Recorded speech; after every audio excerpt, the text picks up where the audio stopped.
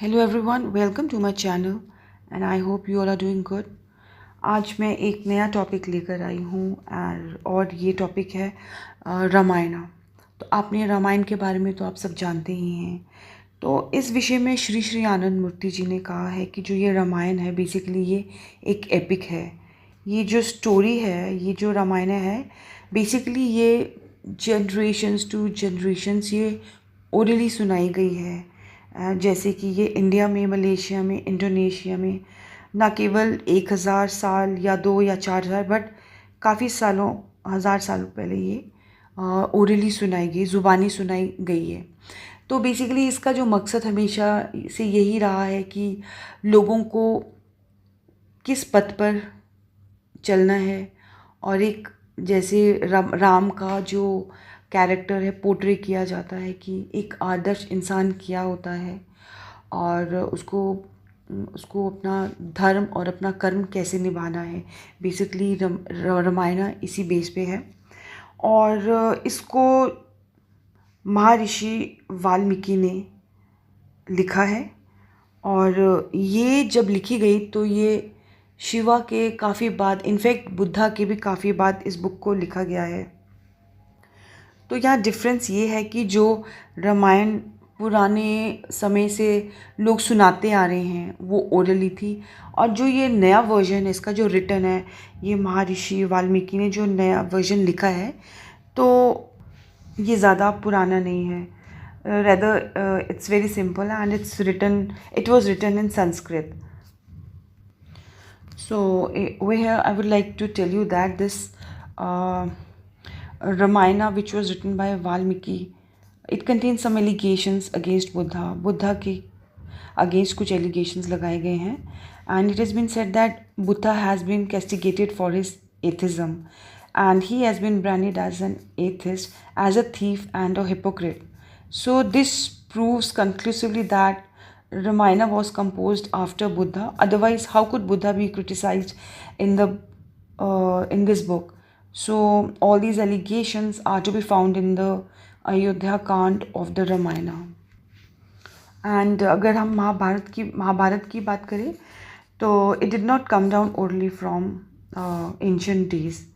So the event of Mahabharata took place some 3500 years ago in the days of Lord Krishna, and it was written down at the same time or little later. तो जो ये महाभारत है उसमें भी कुछ रामायण के references है, और वो रामायण जो ओरली सुनाई गई है उस रामायण का रेफरेंस है rather देन जो लिखी गई है वाल्मीकि के through. I don't know, but I think many of you must be aware of the fact that Ramchandra was not a historical figure, but he was a fictional one. So he was an imaginary character to represent an ideal king. So Maharishi Valmiki was the first person to give proper expression to that character. But the poet Tulsidas tried still harder in the Mughal period, not very long ago, to accomplish this through the Ramcharitramanas, and it was written in the Avdi language. And Ramcharitramanas is not the complete Ramayana.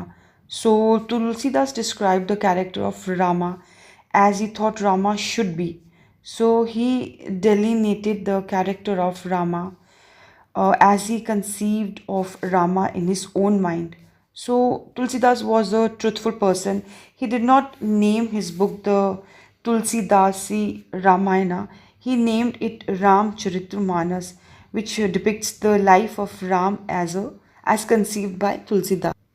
And in this book Ramcharitramanas, there is no mention of the goddess Durga being worshipped by Rama. So then where does it occur that Rama worshipped the goddess Durga? So in the early part of the Pathan period, there ruled a king at Tahirpur in the district of Rajasthan. Rajashahi in the Vrindabhumi, the present North Bengal. So this was what I wanted to tell you. Basically, Ramayana is simply an epic. तो basically जो श्री आनंद मूर्ति जी कहते हैं, जो मैं ज़्यादा detail में नहीं जाऊँगी. आई थिंक आपको समझाने के लिए इतना ही काफ़ी है. वैसे तो ये बहुत इलाबोरेट वे में इसकी व्याख्या की गई है, दुर्गा स्तुति, दुर्गा पूजा और बहुत सारी चीज़ें। तो मैंने आपको पहले भी बताया ये सारी पौराणिक कथाएं हैं, रियल जो फैक्ट्स हैं उससे ये चीज़ें बहुत अलग है। एनीवेज, जो रामायण है, रामायण को वे ऐतिहासिक कथा से अधिक एक आध्यात्मिक प्रकृति मानते थे और राम को केवल राजा नहीं बल्कि चेतना यानी कॉन्शियसनेस के प्रतीक के रूप में देखा जाता था, बताया गया है इनफैक्ट। और सीता आत्मा यानी सोल का प्रतीक है, जिन्हें रावण यानी रावण क्या है यहाँ पे, अहंकार, मोह, तो वो सीता को यानी सोल को ये अहंकार हर लेता है। सीता यानी आत्मा, सोल का प्रतीक है, जिन्हें रावण अहंकार, मोह हर लेता है। और लक्ष्मण विवेक और संयम का प्रतीक है, जो आत्मा चेतना के बीच सेतु ब्रिज बनाते हैं। और हनुमान भक्ति और साहस का प्रतीक हैं, और वो ऊर्जा जो आत्मा को मोह से मुक्त कर सकती है। और रावण कोई बाहरी राक्षस नहीं है बल्कि हमारे भीतर का एक अहंकार और वासना है। तो राम का रावण पर विजय हमारी आत्मा की जीत है और हमारे ही नकारात्मक भावों पर। और रामायण को पढ़ना केवल कथा जानना ही नहीं है बल्कि एक साधक के रूप में भीतर यात्रा करना है। तो श्री श्री आनंद मूर्ति जी, मेरे प्यारे बाबा श्री श्री PR सरकार ने ये बताया है कि असली अयोध्या हमारे हृदय में स्थित होती है। इस दृष्टिकोण से रामायण केवल धार्मिक ग्रंथ नहीं बल्कि चेतना का जागरण है। तो श्री श्री आनंद मूर्ति जी इसे आत्मा की मुक्ति का यात्रा कहते हैं, और रामायण एक अंदरूनी क्रांति की कहानी है। तो इससे ज़्यादा रामायण कुछ भी नहीं है।